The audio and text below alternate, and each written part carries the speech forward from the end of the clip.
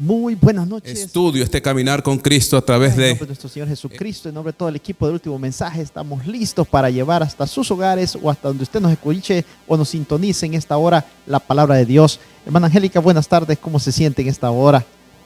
Buenas tardes, hermano. Buenas tardes a todo y cada uno de ustedes que están en sintonía con nosotros. Les damos las gracias por estar nuevamente con nosotros y le damos la bienvenida a que se sientan gozosos en este hermoso día. Así es, hermana, y hemos llegado a la última noche de toda esta semana de conferencia desde aquí de la iglesia de Saline en Fort Worth, pero sin duda hemos disfrutado mucho durante toda esta semana, hermano. Amén. Sí, ha sido un maravillosos temas que ha traído el pastor Iván Marrero, gracias al Espíritu Santo que lo ha inspirado, porque ha sido una gran inspiración que nos ha llegado hasta el corazón. Esos temas tan maravillosos que ha traído el pastor ha sido una gran bendición para mí y espero que también haya sido una gran bendición para ustedes y para usted, hermano.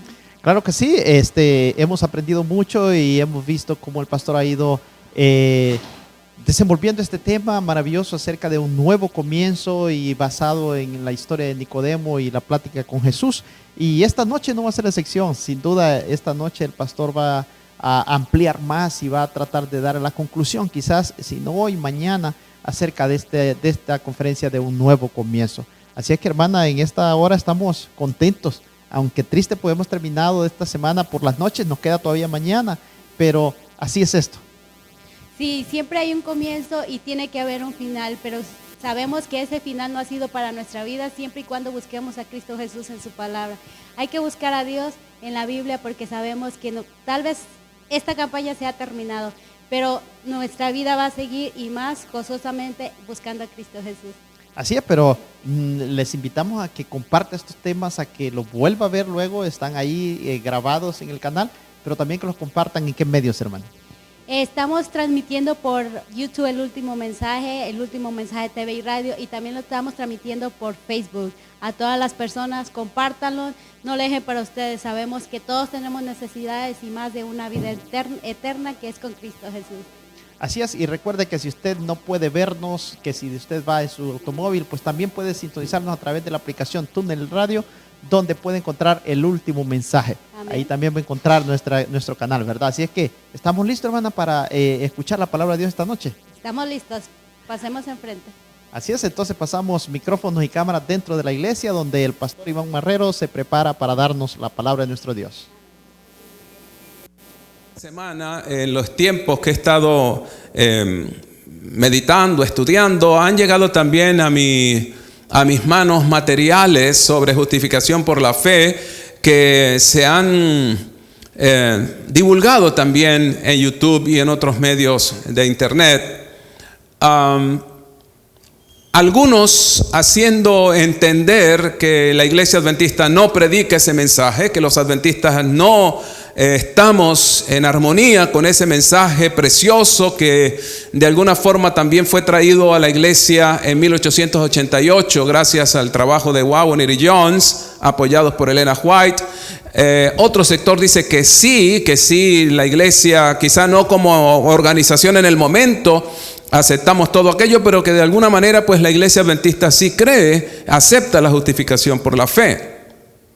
Eso sin duda está en el tapete y pues yo creo finalmente que más importante que lo que pasó en 1888, que sin duda es importante, es un hito histórico y vale la pena estudiarlo y comprender lo que sucedió allí, pero más importante que eso es cómo lo estoy comprendiendo yo.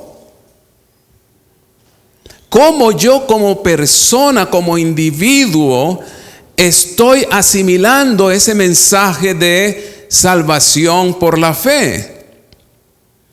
Cuán convencido estoy de mi necesidad de redención. Cuánto de Cristo hay en mi vida personal. Cuánto tiempo estoy dedicando a contemplar a Jesús en la cruz del Calvario y cuánto de ese amor demostrado en esa cruz está realmente impactando mi vida. ¿Cuánta fe realmente tengo yo en lo que Cristo ha hecho por mí en la cruz del Calvario? Estas son preguntas que yo y solo yo tengo que responderme. Yo no tengo que angustiarme por lo que otros puedan pensar acerca de, pues ciertamente al comprenderlo yo, al vivirlo yo, estoy más en capacidad de poder compartir con otros esa hermosa experiencia que significa el gozo de la salvación. El gozo de la salvación. Creo que muchos cristianos necesitamos experimentar el gozo de la salvación. Como decía el salmista David en el Salmo 51, devuélveme el gozo de tu salvación, le pedía él al Señor. Cuando nosotros no tenemos una comprensión de lo que significa salvación por fe, es muy difícil que experimentemos el gozo de la salvación. Pues algunos, el Satanás los envía a un extremo como para vivir constantemente inseguros acerca de su salvación y viven por lo tanto amargados, extremadamente amargados, con una constante sensación de culpa en sus conciencias. Siempre preocupados por el hacer, siempre preocupados por la vida externa, siempre preocupados por el trabajo y las obras que tienen que hacer para hacer sonreír a Dios de alguna forma. Así que ellos definitivamente no tienen el gozo de la salvación, tienen la inseguridad de la salvación, pero a otros Satanás los arroja al otro extremo para sentir el relajo de la salvación.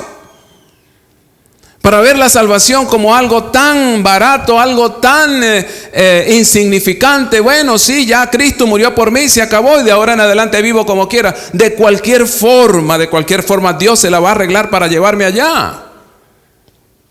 Porque Dios me ama tanto que no creo que esté tan preocupado por mi manera de ser y por los errores que de vez en cuando cometo. Así que me relajo, me despreocupo, no es tan importante.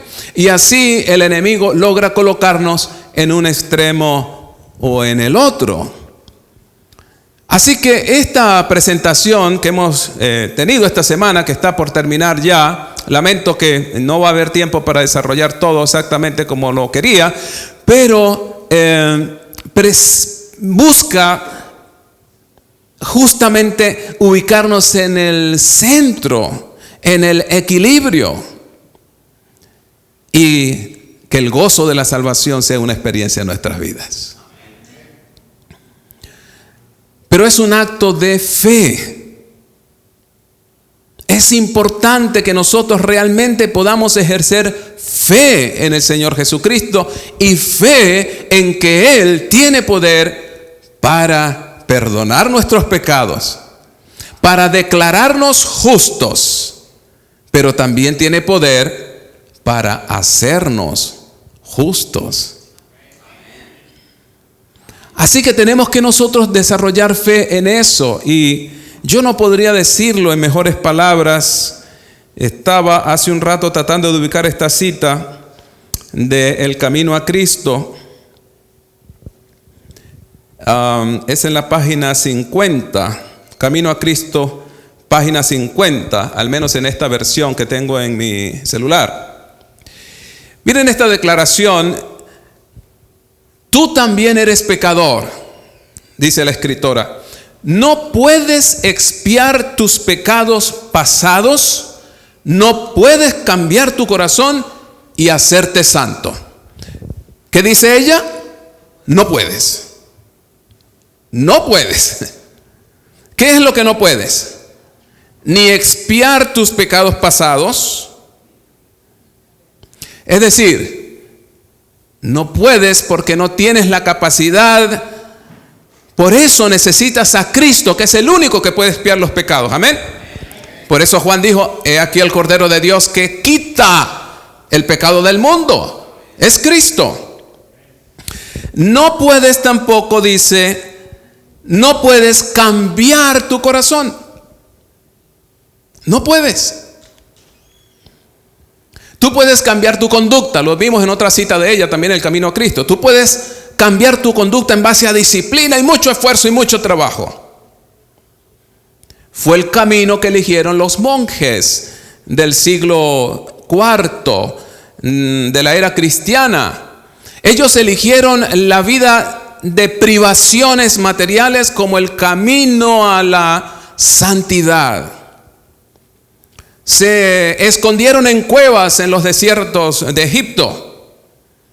Algunos se hicieron colocar en algunas columnas muy altas y con ayuda de sus amigos se sentaban allá arriba en esa columna y permanecían días allí porque les parecía a ellos que era la mejor manera de estar lejos del pecado aquí abajo en la tierra. Increíble, pero eso hacían. Escogieron el camino de su propia salvación solo para darse cuenta que no podían cambiar el corazón. Es decir, las motivaciones no las podemos cambiar. Eso tenemos que aceptarlo de plano. Eso es parte de la salvación por fe. Y dice ella también aquí que no puedes hacerte santo. Es una declaración de discapacidad.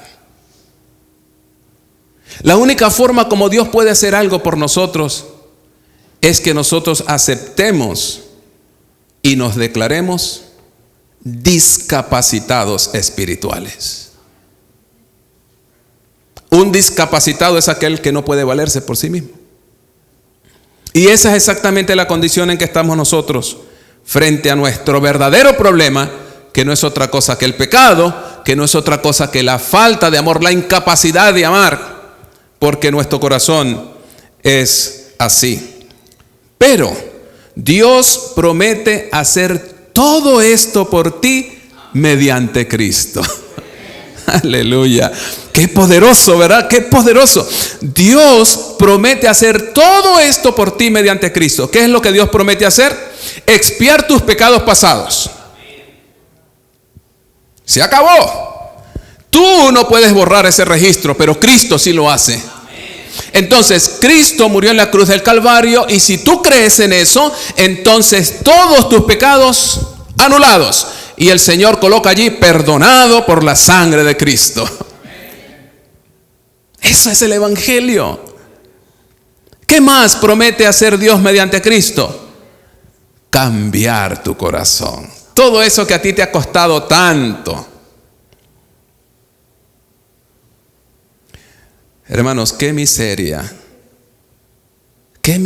la de tantos cristianos que viven una película, es decir, un drama, una actuación. Su vida cristiana es una actuación.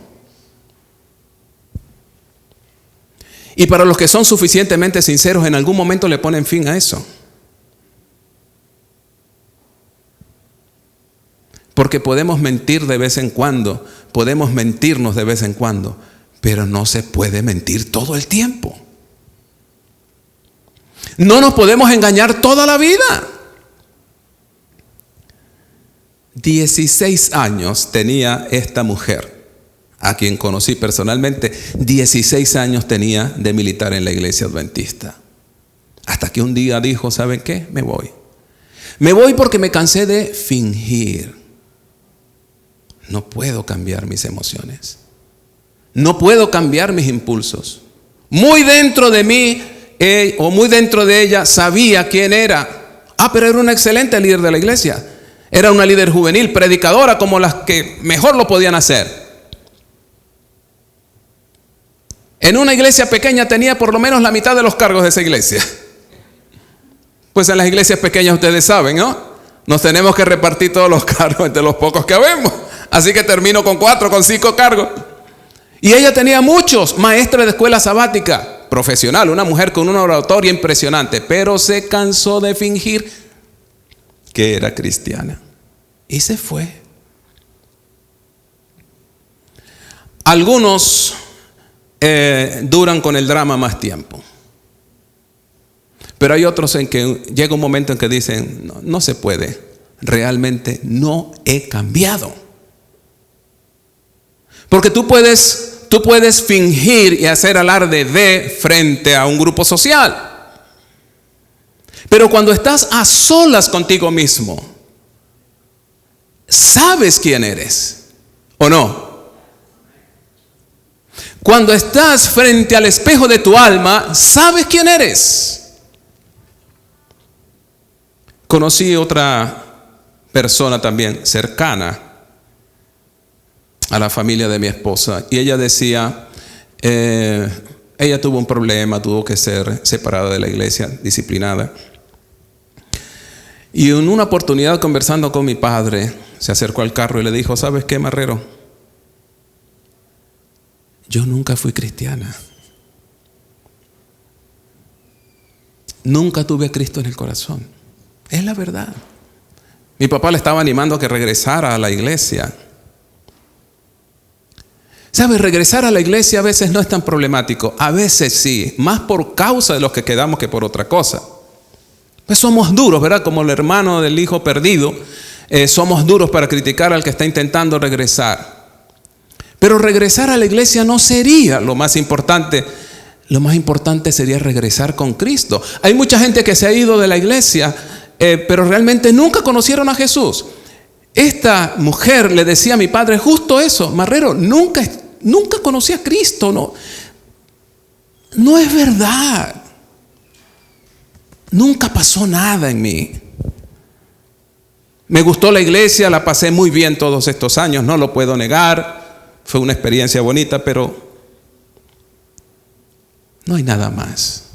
Aquí adentro no hay nada. ¿Cuántas veces nosotros estamos cantando himnos en la iglesia y no hay nada en el corazón? Muchas veces oramos, pero como cumpliendo un requisito, ¿no? El Lutero decía, cuando ores, procura que tu corazón quede sin palabras y no que tus palabras se queden sin corazón. Pero Dios promete cambiar tu corazón mediante Cristo. Él lo promete. ¿Qué más promete Dios hacer? Hacerte santo. Hacerte santo. Claro, a veces nosotros decimos, no me llama la atención ser santo, porque la idea que nos vendió el catolicismo del santo es una persona por allá así como con cara muy seria, un poco amarillento y con una clara de huevo detrás de la cabeza. Así que nos da la impresión de que no estoy interesado en ser santo. Pero eso no es la santidad de Cristo. Cristo era santo, pero iba a las fiestas. No cualquier fiesta, ¿no? Eran fiestas de alguna forma religiosas también. Pero Jesús comulgaba con la gente. Jesús se reía con la gente. Jesús abrazaba a la gente. Jesús compartía con la gente. No era un ermitaño. Esa es la santidad que Dios promete lograr mediante Cristo. ¿Qué haces tú? Escucha eso. Crees en esa promesa. Confiesas tus pecados y te entregas a Dios. Quieres servirle. Tan ciertamente como haces esto, Dios cumplirá su palabra contigo. Si crees la promesa, si crees que estás perdonado y limpiado, Dios suple el hecho. Estás sano, tal como Cristo dio potencia al paralítico para andar cuando el hombre creyó que había sido sanado. Así es, si lo crees. ¿Te das cuenta? Entonces, cuando crees en esa promesa, confiesas tus pecados y te entregas a Dios. Ahí es donde viene el asunto interesante que quedó pendiente anoche. Aquí es donde el bautismo tiene su lugar en este proceso. Crees y confiesas tus pecados. Es por eso que Marcos 16:16 dice: el que creyere y fuere bautizado será salvo. Entonces, no tendría lugar o no tendría importancia el asunto del bautismo si el mismo Cristo no lo mencionara en esa declaración. Así que, como les prometí anoche, vamos a revisar un poquito cuál es el significado real del bautismo. Miren lo que dice el libro de Hechos. Libro de Hechos. el capítulo 2. Libro de Hechos, capítulo 2.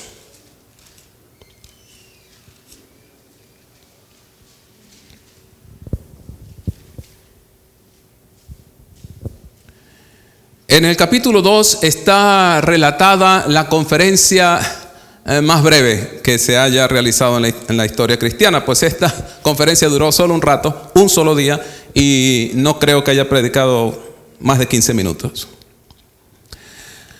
Pero el resultado de esa campaña fue que se bautizaron más de 3,000 personas. Ahora miren lo que hace el apóstol Pedro, el primer gran evangelista de la iglesia cristiana. Está empezando un sermón que comienza allí en el versículo 14, desglosa todo su tema, exaltando a Cristo y al mismo tiempo revelando el pecado de los que allí estaban escuchándolo. Entonces dice en el versículo 36, ya terminando su tema, dice: sepa pues ciertísimamente toda la casa de Israel que a este Jesús, a quien ustedes crucificaron, Dios lo ha hecho Señor y Cristo. Así que Pedro exalta a Jesús, levanta a Cristo. Dicho sea de paso, fue lo que la iglesia cristiana primitiva sí hizo. Usted lee todo el libro de los Hechos y hay una de varias características que se mencionan de la iglesia, pero una que resalta es que su enfoque, su predicación, su tema de conversación era Cristo. Cristo. No podemos dejar de decir lo que hemos oído, decían los apóstoles, porque no hay otro nombre bajo el cielo dado a los hombres en que podamos ser salvos, testificaron Pedro y Juan. Les conminaron, les amenazaron para que no predicaran en ese nombre, porque ni siquiera lo querían pronunciar, para que no prediquen en ese nombre. Pero Pedro: no podemos dejar de hacerlo. Estaban comprometidos en cuerpo y alma a predicar a Cristo delante de la gente. Hermanos, el trabajo de la iglesia no es diferente. La iglesia adventista hoy, que se precia de ser la heredera de la iglesia de todos los tiempos, el remanente fiel de la iglesia de Dios, no puede tener otro mensaje. Nosotros predicamos a Cristo y a este crucificado. Es lo que ha hecho Pedro allí. Levanta al Cristo crucificado y les muestra a ellos su pecado. Obviamente, ustedes cometieron ese terrible mal. Al oírlo, versículo 37, se compungieron de corazón y le dijeron a Pedro y a los otros apóstoles: varones, hermanos, ¿qué vamos a hacer? ¿Qué haremos? Saben, hermanos, yo anhelo y sé que va a venir el tiempo en que tengamos este tipo de campañas evangelísticas. Que al levantar a Jesús delante de la gente no tengamos que llamar. Que la gente llorando y compungida de corazón nos pregunten: hermanos, ¿qué vamos a hacer? ¡Wow! ¿Qué campaña será esa? La gente haciendo fila frente a una iglesia adventista para entrar. Y ese tiempo está por venir. Pues Elena White ha profetizado que el Pentecostés se va a repetir, solo que con mayor poder que el primero. Va a ser de una dimensión mucho mayor. Pues aquel Pentecostés donde están ocurriendo estos eventos que estamos leyendo ahora, fue puntual, local, para un pueblo incluso, porque la inmensa mayoría de los que estaban allí eran judíos todos. Los que se bautizaron en esa campaña de Pedro, todos judíos. Los judíos de la diáspora, ¿no es cierto?, que vivían fuera de los límites de Jerusalén, estaban allí para esa fiesta nacional. Así que todos los que se bautizaron allí eran judíos creyentes en Dios. Pero el Pentecostés final va a ser global. No va a ser Pedro predicando en un solo lugar específico, sino en distintos lugares, pueblos y ciudades del mundo entero. Se dará el último pregón a un mundo agonizante, y miles de personas como aquel entonces suplicarán ser bautizados. Pedro les responde: arrepiéntanse y bautícense cada uno de ustedes en el nombre de Jesucristo. ¿Para qué? Para perdón de los pecados, y recibirán el don del Espíritu Santo. De modo que creer en Cristo y confesar los pecados. Es precisamente lo que ocurre en el bautismo. ¿Qué significa el bautismo? Es una confesión del pecado. Elena White dijo en El Camino a Cristo, ¿no? ¿Cuál es el proceso? ¿Crees la promesa? Confiesas tus pecados y te entregas a Dios. Ahora, ¿cómo confiesas tus pecados? No hay otra manera, sino en el bautismo. Si nosotros leemos, vamos a encontrar consistencia en eso. Si usted lee el Evangelio de Mateo, de Marcos, de Lucas, de Juan, usted va a encontrar que toda vez que el bautista invitó a la gente a bautizarse, lo hacía para que confesaran sus pecados. Así que al confesar sus pecados todos venían. Cuando usted solicita el bautismo y acepta ser bautizado por agua, lo que usted está diciendo es: realmente soy un pecador. Pues el agua es un rito de purificación. ¿De dónde salió el bautismo? No sabemos en qué momento se comenzó a instalar, no sabemos la fecha exacta, pero sí sabemos que en algún momento, en el periodo intertestamentario, es decir, el periodo que va entre la época de Malaquías, unos 400 años antes de Cristo, y la aparición de Juan el Bautista, en algún momento en ese periodo, el judaísmo comenzó a practicar el bautismo. Era una forma de ganar prosélitos para el judaísmo, como se llamaba a los conversos de las religiones paganas. Así que al hacer los prosélitos pasaban por un rito de purificación. El agua ya había sido usado en el Antiguo Testamento, en el sistema ritual del santuario. El agua estaba presente en los ritos de purificación. Había un rito un poco extraño que se hacía con agua que contenía esa agua parte de la piel de una vaca bermeja o roja, y esa agua se mezclaba con otros elementos, de modo que una persona podía purificarse con esa agua si no le daba tiempo de hacer un sacrificio más complicado. Tomaba de esa agua y se bañaba con eso, y con eso se purificaba. El agua era un rito de purificación bien conocido no solamente en la cultura judía, pero en otras civilizaciones también. Así que el bautismo era una forma de la gente reconocer que está sucia, contaminada, y necesita por lo tanto ser sumergida, ser lavada. Así que por eso apareció el bautismo como una confesión pública del pecado. Ahora miren lo que dice el apóstol Pablo aquí en Hechos capítulo 22.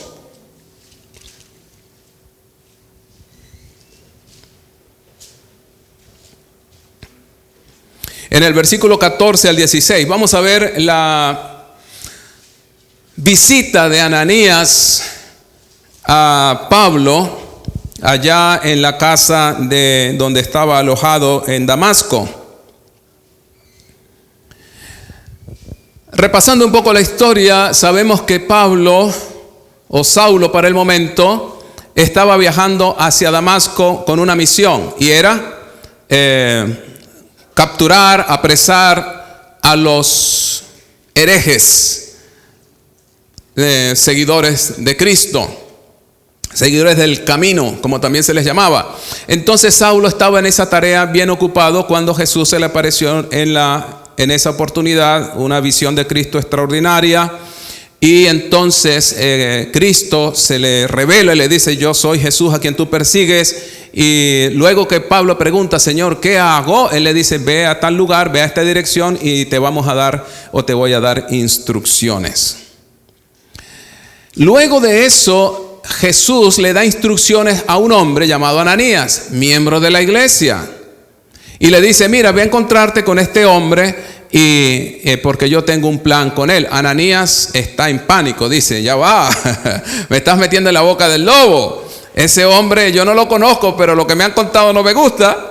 Parece que es un hombre que viene buscándonos, y no para darnos consejos, sino para liquidar a la iglesia. Así que yo no quiero ir para allá. Pero anda, tranquilo, no te va a pasar nada. Así que Ananías, un poquito temblando, me imagino, va a encontrarse con el poderoso Saulo, el gran perseguidor de la iglesia. Pero aquí hay un mensaje bien interesante, ¿no? El versículo 14, ya Ananías está hablando con Pablo y le dice: el Dios de nuestros padres te ha escogido para que conozcas su voluntad y veas al justo y oigas la voz de su boca, porque serás testigo suyo a todos los hombres de los que has visto y oído. Y aquí viene el llamado. Ahora pues, ¿por qué te detienes?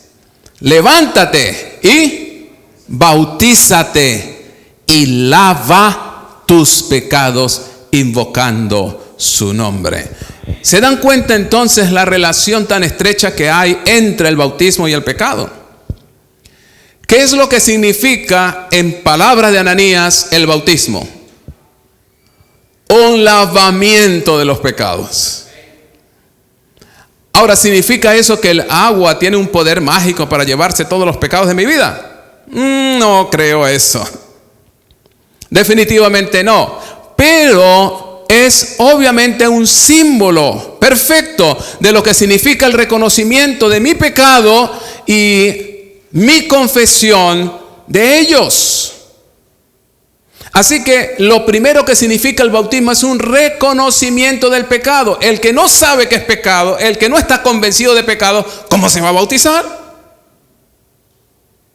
El bautismo no es un rito para pertenecer a la iglesia, aunque tiene que ver con eso. Pero el bautismo no se diseñó como un rito de iniciación, como practicaban las religiones paganas. No es un rito de iniciación, es una ceremonia solemne donde yo confieso y reconozco que sí soy pecador. La persona que rehúsa bautizarse, rehúsa reconocerse como pecadora. Rechaza la invitación de Cristo a una vida de pureza. Pues el bautismo, eso es lo que significa: lavar mis pecados y entonces comenzar una nueva vida. Por lo tanto, antes de bautizarme, no hay perdón de pecados. No lo hay. ¿Por qué? Primero, porque Cristo lo ha dicho en su palabra. Pedro dijo: arrepiéntanse y bautícense para perdón. Cuando dice para, es porque una cosa lleva a lo otro, ¿sí o no? Entonces, habiendo confesado, y ya la disposición o la provisión está hecha en el cielo, cuando yo demuestro mi fe a través del bautismo, entonces se me acredita el perdón. Por eso Marcos dice: el que crea debe ser bautizado. Por eso Pedro, al término de su conferencia, dijo: arrepiéntanse y sean bautizados. Por eso Ananías le dice a Pablo: Pablo, ya Jesús te escogió para que seas no solo un miembro de su iglesia, sino un poderoso mensajero de su evangelio. Ahora levántate y bautízate. Si el bautismo se pudiera exonerar, si se pudiera saltar ese paso, ciertamente no le habrían pedido a Saulo ser bautizado. No sería necesario. Pues Saulo tenía el conocimiento de la palabra de Dios. Saulo de alguna forma conocía, no perfectamente a Dios, pero tenía la noción de la palabra y del mensaje de Dios. Sin embargo, era necesario que Saulo fuese bautizado. Número 2, lo otro que representa el bautismo está en el mismo libro de Hechos, en el capítulo 8. Vamos a ir un momento allá.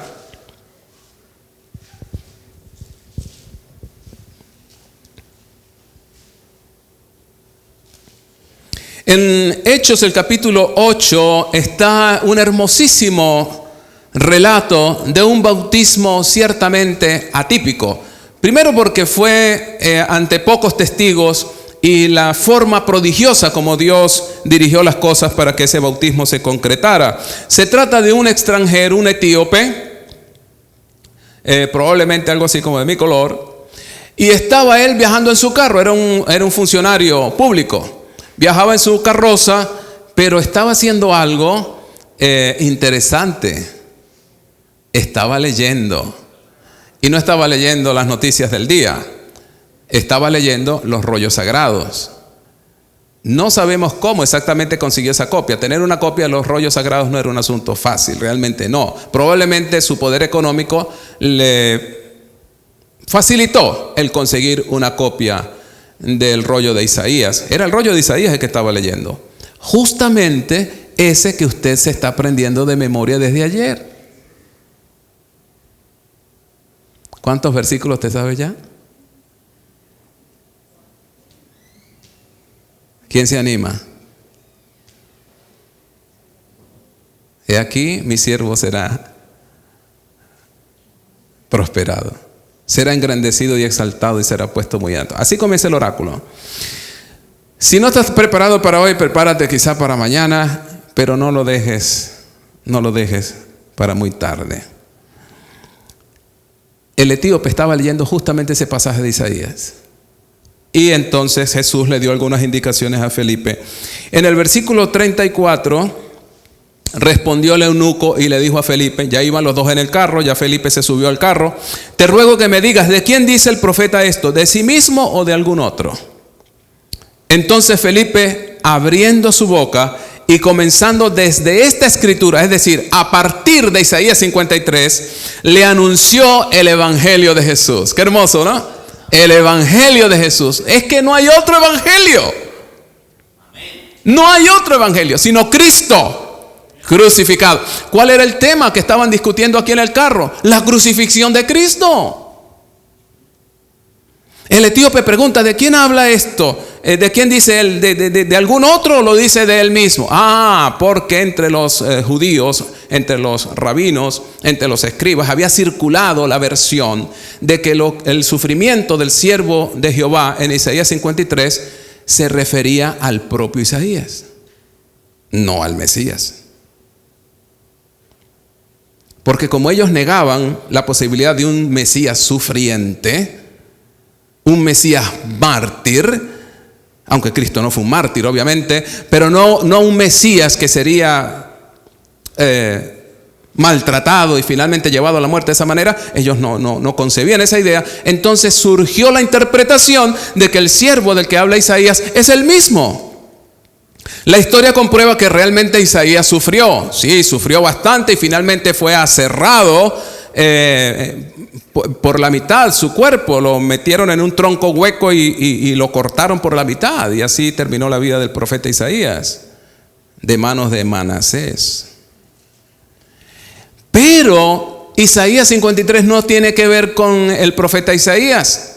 Y cuando el eunuco le pregunta ¿de quién está hablando aquí?, yo me imagino los ojos de Felipe cómo se le agrandaron. Yo mismo soy, yo te lo voy a explicar.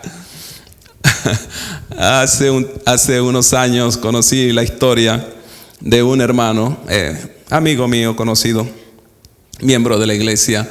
Él tenía una empresa y pues él había hecho algunos estudios de posgrado aquí en los Estados Unidos, había regresado a su país y tenía una gran empresa, tenía varios empleados allí. Y él era incrédulo, realmente era incrédulo. Tenía allí un hermano adventista que era un obrero de su empresa. Y entonces el hermanito siempre le compartía literatura al patrón, al dueño de la compañía. Y él pues lo colocaba por allí. Yo estoy en otro nivel. ¿Cómo le voy a hacer caso a un obrero mío? Hasta que un día la señora de este patrón, de este empresario, comenzó a sentir inquietudes por el tema del Apocalipsis y qué dice todo eso, ese libro tan misterioso. Entonces este hombre de negocio se acordó que tenía un hombrecito en su trabajo, un obrero, que se la pasaba entregando cosas de la Biblia. Entonces le dijo, mira, ven acá, búscame tu pastor o alguien en tu iglesia que le venga a explicar a mi esposa que está muy inquieta por el Apocalipsis. Cuando este hermano escuchó eso, le dijo, yo soy patrón, yo se lo puedo explicar. Y el hermano, contando la historia, me dice, hermanos, mire, yo sinceramente pensé dentro de mí, no, tú no le vas a enseñar nada a mi esposa. O sea, tú no tienes el nivel, ¿me entiendes? Porque era un obrero, pues, sin título universitario, sin grado. Le dice, tú no vas a explicar nada a mi mujer, a mi esposa, no, tú no vas a ir. No se lo dijo, pero en otras palabras le decía, no, pero búscame a alguien allá. Tú no tienes a alguien allá que sepa. No, yo sé, patrón, yo sé. Yo me imagino así a Felipe cuando el etíope le dice, mira, explícame. Pero yo te voy a explicar. Y los ojos se le abrieron grandes. El caso es que este señor finalmente cedió ante la insistencia de su patrón. Y el hermanito fue a explicarle Apocalipsis a la esposa del dueño de la compañía. Y la historia terminó en que la señora se bautizó el dueño de la compañía, se bautizó la hija del dueño de la compañía, que ahora es esposa de un pastor, y para usted de contar. Así que miren lo que Dios puede hacer con una persona sencilla que se deja usar por el Señor, ¿no es cierto? Así que Felipe dice, miren, y por cierto, hermanos, no puede haber emoción más grande en la vida cristiana que compartir la fe con los demás. No dejen por ninguna razón que las demandas del trabajo, la ocupación de su agenda o cualquier otra cosa le haga perder a usted el gozo más grande, que es compartir la fe con alguien. Explicarle la Biblia a alguien. Aquí en este país hay muchísima gente sin esperanza y sin Dios en el mundo, entregados a un consumismo despiadado. Y qué bueno es que uno de ustedes pueda acercarle el evangelio de Jesús a su vida.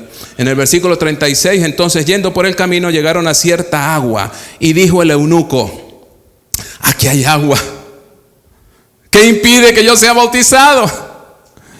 Felipe le dijo, si crees de todo corazón, bien puedes. Y respondiendo dijo, creo que Jesucristo es el Hijo de Dios. Entonces, bajando enseguida del carro, ahí mismo lo bautizó. Entonces, son dos significados del bautismo. Uno, reconozco mi pecado, lo confieso, soy pecador, necesito un Salvador. Y número dos, reconozco públicamente que ese Salvador es Jesucristo. Si una persona tiene estas dos condiciones, puede ser bautizado. Así, reconoce su pecado y confiesa creer en Jesucristo como su Salvador. Es por eso que el evangelio tiene que comenzar primero con la ley, para que la gente entienda qué cosa es pecado. Cuando la gente entiende qué cosa es pecado, no puede hacer otra cosa que confesarlo y buscar ayuda. Buscar ayuda. Si usted le hacen un ecosonograma, unos rayos X, alguna imagenología, un examen profundo de sangre, lo que sea, y le encuentran a usted un virus terrible, un cáncer, un tumor, y usted se va a ir a su casa a dormir o se va a ir a hacer deporte, ¿qué va a hacer usted? ¿Qué va a hacer usted? ¿Va a buscar ayuda? Llama al pastor, llama a los hermanos, cadena de oración, por favor. Lo primero. Luego va a ir a la iglesia. Si antes no ibas mucho, ahora vas a ir bastante. Sí, porque la cercanía de la muerte cambia nuestras prioridades. ¿Cierto que sí? Cambia nuestras prioridades. Cuando nos parece que no, yo la tengo de mi parte y esto va a durar para mucho y todavía tengo mucho tiempo, yo voy a la iglesia si puedo, oro cuando tenga tiempo, leo la Biblia si me alcanza. Pero cuando te dicen, mira, te quedan semanas para despedirte de este mundo, parece que las cosas cambian. El horario diario cambia, la agenda cambia. En este país, cuando cayeron las Torres Gemelas, las iglesias se llenaron. Yo no lo viví, pues no viví aquí en este país, pero lo vi por televisión. Vigilias, juegos de pelota en los que se vio algo inédito, velas encendidas en todo el estadio y la gente orando, consagrados. Porque le reventaron 2 torres y no sabían cuándo venía el próximo ataque del terrorismo. Después que pasó el susto, ya en los juegos de pelota volvió la cerveza, volvió el relajo y las iglesias están vacías otra vez. Pero cuando sabemos que tenemos un problema mortal, eso cambia la prioridad de nuestra vida. ¿Saben por qué la mayoría de nosotros no estamos tan entusiasmados con la salvación? Porque en el fondo, muy en el fondo, como que no creemos mucho ese asunto del pecado. Como que no creemos tan seriamente en lo que significa. Pero que me declaren a mí pecador es peor que me declaren canceroso. Es peor. Porque el cáncer puede acabar con mi vida temporal, pero el pecado arruina mi salvación eterna. Pero yo veo más gente asustada por el cáncer que por el pecado.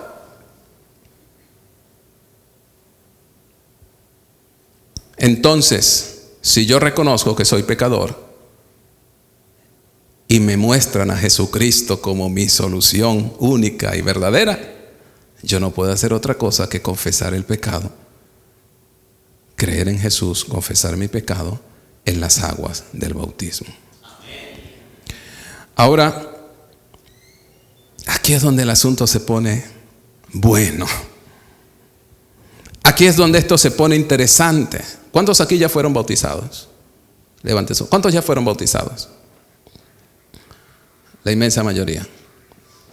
Por no decir todos.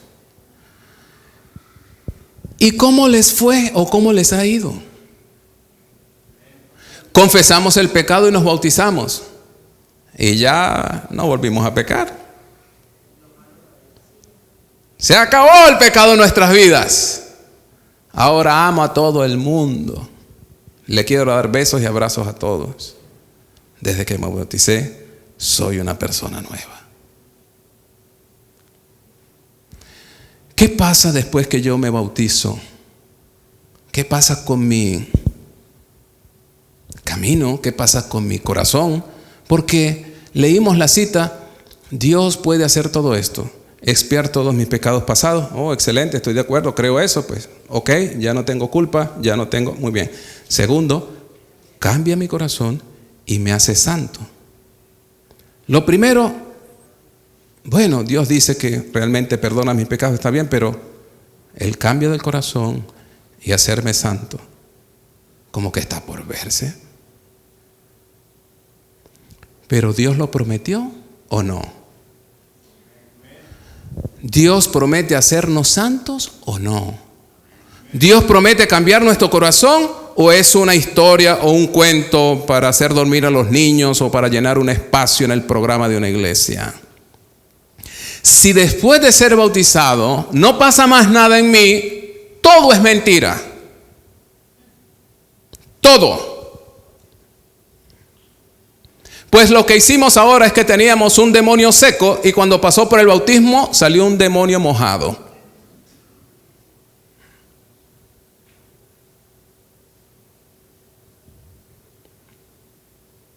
Pero Dios no quiere demonios mojados. Entonces, para no ser un demonio mojado, ¿qué es lo que tiene que pasar? Es decir, Dios no me puede dejar así nada más. ¿Sabes qué? Ya te perdoné, a ver cómo te las arreglas, chao, nos vemos en el cielo si es que puedes. A ver cómo llegas allá. Ah, muy lindo. Ok, moriste en la cruz, fue difícil, reconozco que fue doloroso para ti. Me perdonas, está bien, magnífico, excelente, pero la vida continúa. ¿Y qué va a pasar con los pecados míos de aquí en adelante? ¿Qué pasa con mi naturaleza pecaminosa? ¿Qué pasa con mis inclinaciones? ¿Qué pasa con mis malos pensamientos? No me puedes dejar así. No me puedes decir ahora que a ver cómo yo hago para llegar y encontrarme contigo finalmente. El camino que tengo que recorrer es largo, para algunos más, para otros menos, pero es un camino que tengo que recorrer. Está lleno de tentaciones, lleno de pruebas, ¿o no? Lleno de dificultades, de afuera y de adentro. Las peores, de adentro. Pero de afuera hay varios que estaban observando. Pues tú te bautizaste, acuérdate, no te puedes enojar. Tú eres cristiano. ¿Por qué estás mirando para allá? Estás mirando mucho, te estoy observando. Tú eres cristiano. ¿Y por qué dijiste esa palabra así un poquito como colorada? ¿No se supone que eres cristiano o eres un hipócrita? Te bañaste como los demás. ¿O te has bautizado solamente para ganar algún privilegio? ¿A quién quieres engañar? Presiones de afuera. Y de adentro temores. Temores. ¿Cómo podré yo sobrevivir a esto? Dichoso el ladrón en la cruz. Pues en el mismo momento que lo perdonaron, se murió. Satanás no lo pudo tentar. No pudo hacerle nada.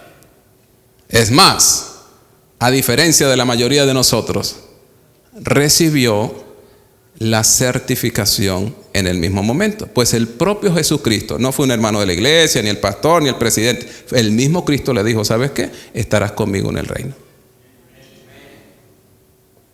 Yo me imagino que ese ladrón murió con una sonrisa bien grande en su rostro.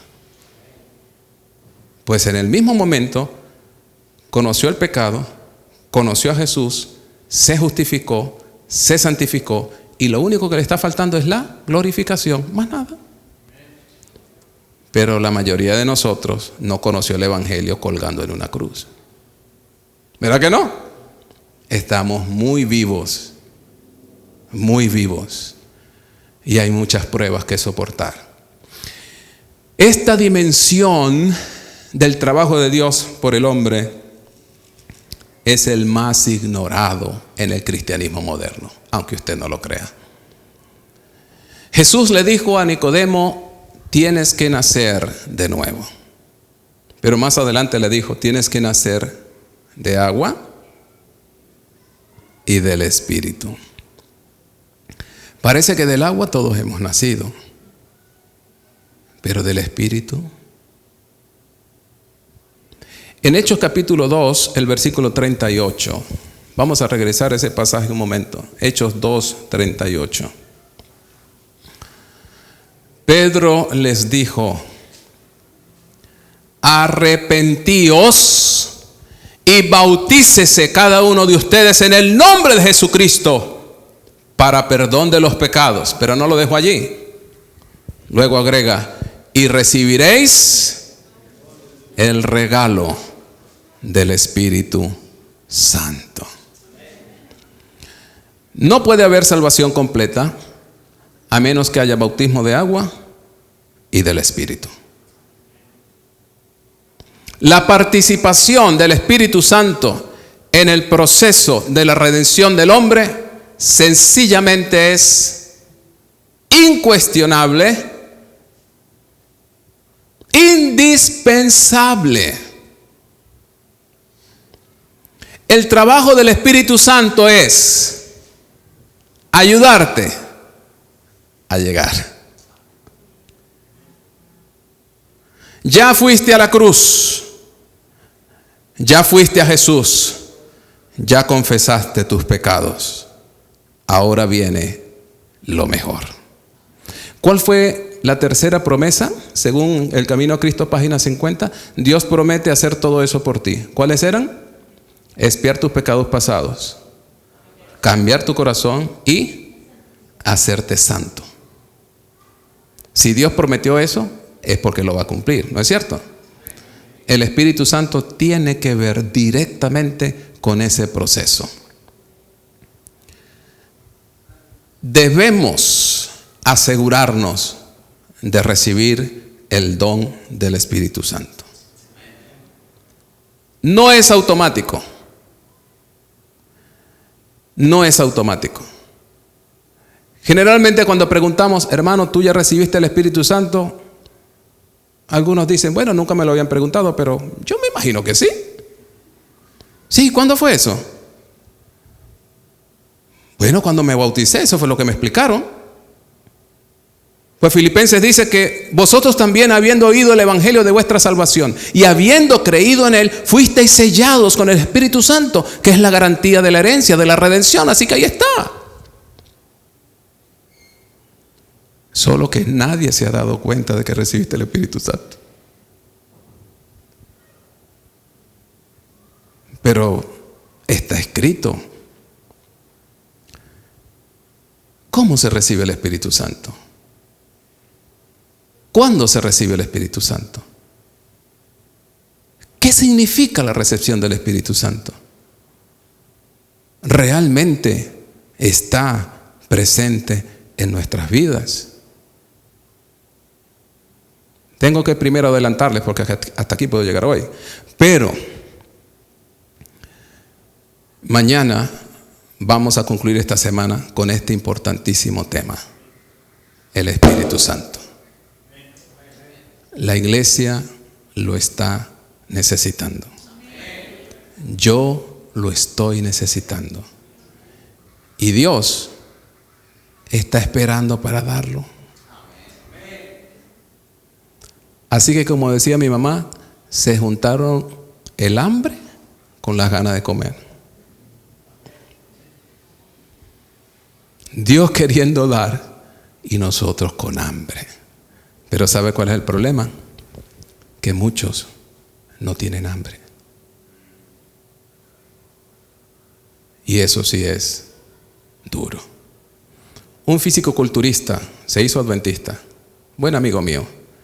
Me dijo: pastor, ¿sabe qué es peor que tener hambre? Es comer sin hambre. Eso es peor, porque a él le obligaban a comer, no recuerdo, pero creo que eran más de 8 veces en el día.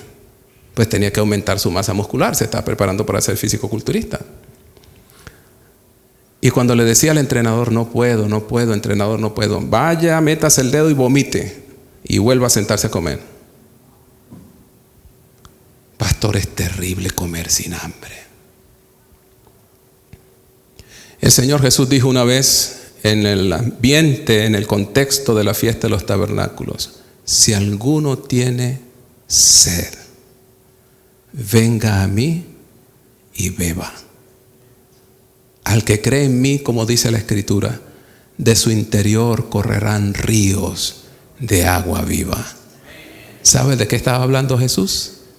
El texto dice: esto hablaba del Espíritu Santo, pues aún no lo habían recibido porque Jesús no había sido aún glorificado. ¿Cuál es la clave para recibir el Espíritu Santo? Que el Señor nos ayude y nos dé el valor para comprender lo que Él nos quiere decir. Mañana utilizaremos un tiempo para hablar del Espíritu Santo. Vamos a cantar mientras tanto la canción del Espíritu. Eso está hecho a propósito para que estén despiertos. Gloria a Dios, damos por este maravilloso mensaje que acabamos de escuchar en la voz de nuestro pastor Iván Marrero. En esta noche hemos comprendido muchas cosas maravillosas y sobre todo lo que recibimos a través del bautismo. Hermana, ¿qué le pareció en esta noche el mensaje que el pastor nos ha compartido? Ha sido un gran, maravilloso mensaje que ha traído el pastor a través del Espíritu Santo, y es como lo ha dicho, ¿qué es el Espíritu Santo? Es lo que recibimos después del bautizo. Tal vez lo tenemos antes del bautizo, pero como no lo comprendemos porque no estudiamos la palabra de Dios, la Biblia, pero sabemos que el Espíritu Santo ha sido el mandato de Dios que nos ha mandado para que nos instruya y nos dirija hacia los pasos de Cristo Jesús.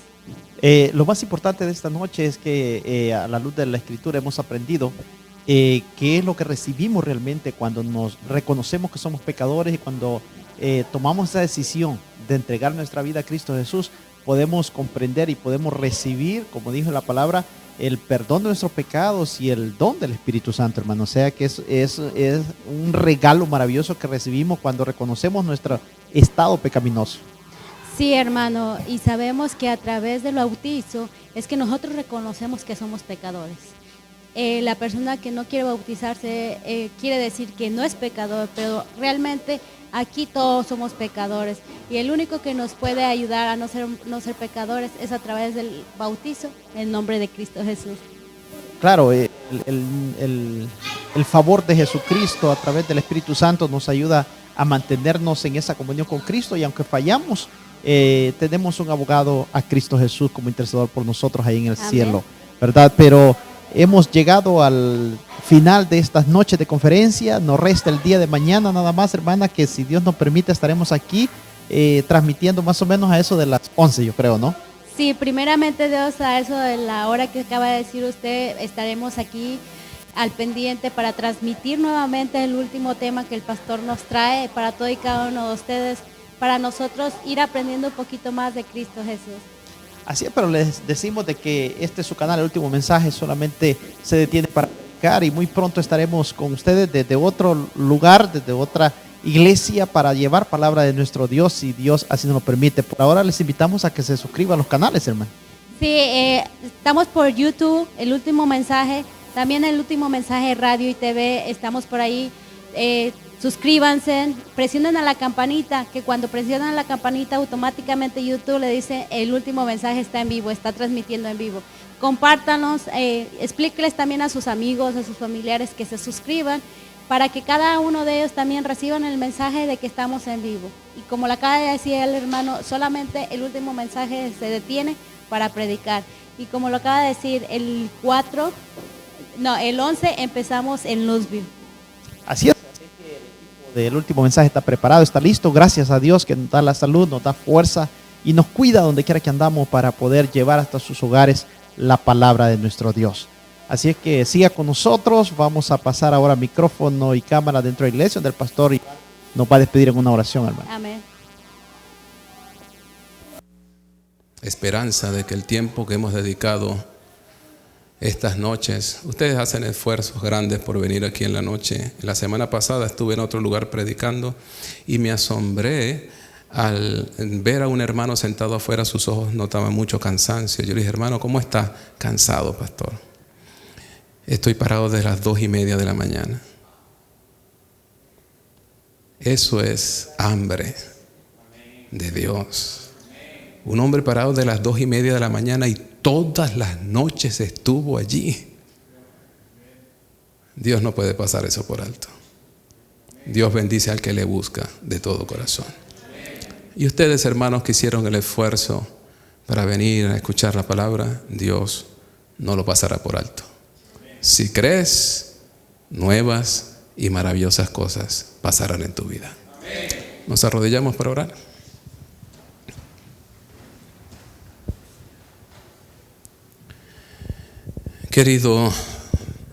Querido Padre, no podemos más que agradecerte, Señor. Eres tan paciente, eres tan bondadoso, que de alguna forma, ignorando nuestra negligencia, nuestra torpeza espiritual, nuestra lentitud para progresar en el camino cristiano, nos regalas una vez tras otras llamadas, invitaciones de tu Espíritu. Esta semana ha sido un intento más tuyo para llamarnos a la reflexión, para invitarnos a mirar muy dentro de nosotros, para mirar, Señor, al Cristo crucificado y ser impresionados por ese amor. Querido Padre, necesitamos de ti. Señor, danos hambre y sed de ti. Pon en nuestro corazón esa necesidad constante de recibir tu bendición. Ayúdanos, Señor, a sentir odio, repugnancia por el pecado. Ayúdanos, Señor, a mirar en la cruz nuestra única esperanza. Ayúdanos, Señor, para que por medio de la transformación de tu Espíritu Santo realmente cambie nuestro corazón. Realmente, Señor, seamos santos, no por nuestro esfuerzo, no por nuestro trabajo, pero por tu obra en nuestro corazón. Gracias porque en Cristo tenemos el perdón total, absoluto de nuestros pecados. No tuvimos que pagar nada, no tuvimos que hacer nada para eso. Es un don inmerecido, gratuito y maravilloso. Nos gozamos en esa gracia, Señor. Nos gozamos en tu salvación. Gracias por recordarnos hoy, Señor, que en ti, en Cristo Jesús, somos aceptos en el amado. Somos nuevas criaturas. Somos hijos e hijas tuyos. Padre, mañana es un tema muy importante. Es un punto clave que ha de cerrar con broche de oro lo que aquí hemos conversado. Tráenos, Señor, con hambre de conocer tu mensaje, con necesidad profunda espiritual de ti. Quiero pedirte, Señor, en forma especial una bendición por aquellos que a pesar del cansancio, a pesar de otras ocupaciones que demandan su atención, se han acercado aquí cada noche porque entienden que este es el mejor lugar y este es el mejor tiempo que pueden invertir. Bendícelos en sus vidas espirituales para que las impresiones que tú has causado en sus corazones esta semana redunden en fruto de salvación y vida eterna en sus propias vidas. Gracias por escuchar esta oración. Recíbela, Padre, en el nombre precioso de Cristo Jesús. Amén. Gracias a Dios por la bendición a través de la voz del pastor Iván, donde hemos sido despedidos de este lugar, siendo grandemente bendecidos a través de la palabra de Dios y a través de su siervo en esta noche, hermana. Así es que en esta noche no nos resta más que invitar para que el día de mañana nuestros televidentes nos escuchen, ¿no? Y nos vean. Sí, mañana los invitamos a eso de las 11 de la mañana, no se lo pierdan, que va a ser, podríamos decir, la continuación y el final de los temas que el pastor ha traído. Esperamos que estos temas que pasaron haya sido una bendición para todos, cada uno de ustedes, para sus hogares, para sus hijos, porque para nosotros ha sido una gran bendición. Y los esperamos mañana sin falta a las 11, aquí por los canales, El Último Mensaje, por YouTube y por Facebook.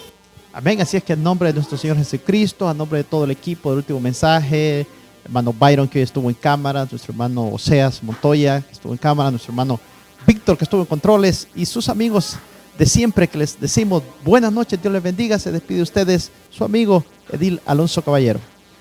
Angélica Caballero, que Dios los bendiga.